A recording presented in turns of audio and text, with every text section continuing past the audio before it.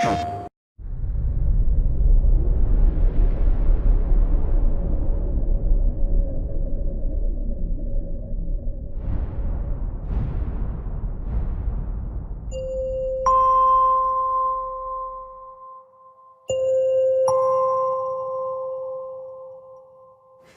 don't have the camera crew here all the time. Boom mic! Oh, I didn't even know it's the boom mic!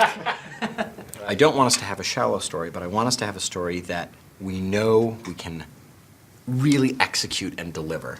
The way we approached Starhawk was different than the way we approached other stuff in the past because we knew that we had a really fun, successful recipe with the multiplayer. And what we wanted to do is kind of take it in a slightly different direction. And so we didn't want to do just kind of what's become the bog standard sci-fi. We wanted to give it some kind of twist, something kind of unique. There were two lines that we really needed to avoid.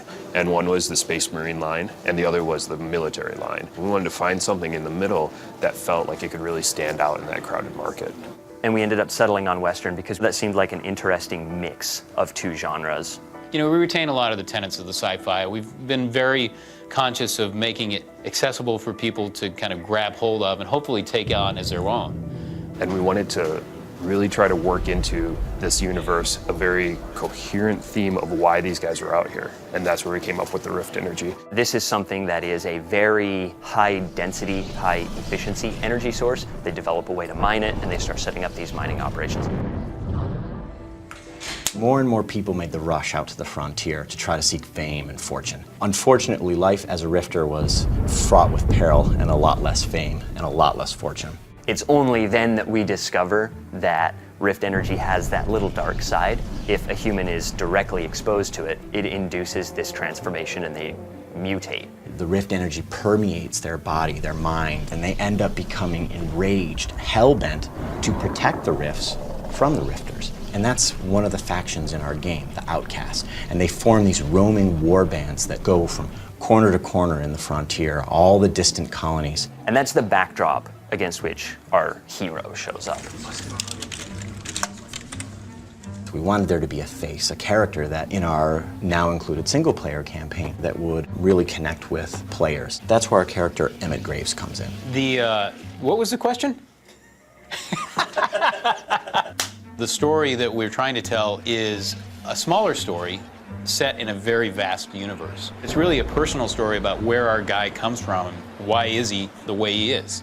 Emmett and Cutter, their gearman, basically travel in their dropship for many, many years throughout all the distant systems in the frontier. And they become rift salvagers. And so Emmett ended up being almost like a hired gun, like a gunslinger, protecting claims, going to colonies that were being attacked by outcast warbands. Heads up, you have a group of pissed off scabs coming down at the spires. And so Emmett and Cutter take their rift salvaging operation to protect White Sands, a small colony on the distant moon of Dust, from an outcast warband. And you are brought in to bring to justice this outlaw. Anybody that comes out here has a plan or a problem. I came back with both.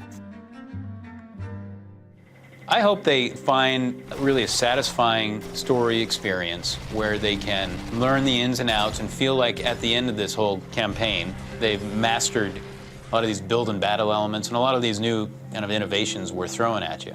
It's good to have a good single player game. I love that in multiplayer games because I like to go through single player, get comfortable with all the different weapons and figure out all the different tactics. And, I want to know this game before I go into multiplayer so that way when I go multiplayer, I already know what to do, I'm good.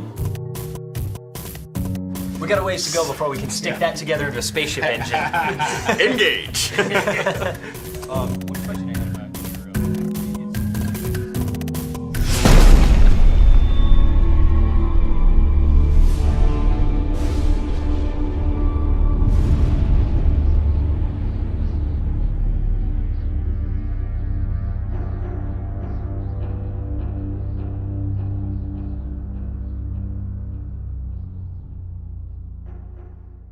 PlayStation